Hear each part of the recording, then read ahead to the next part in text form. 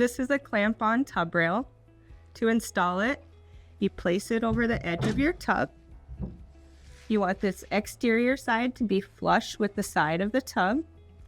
On the inside, there is a clamp, and as we screw this knob, it's going to tighten the clamp.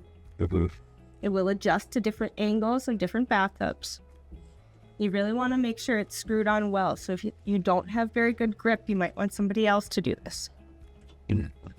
When you screw it in, make sure that the screw lines up with this hole down here. You want to check it when you're done. Really yank on it. Make sure it's going to be secure. Now you can use it to help you get in and out of the tub, provide a little extra safety. And if you want to take it to go somewhere, go for the weekend maybe, just unscrew it. You can bring it with you. And that's the tub rail.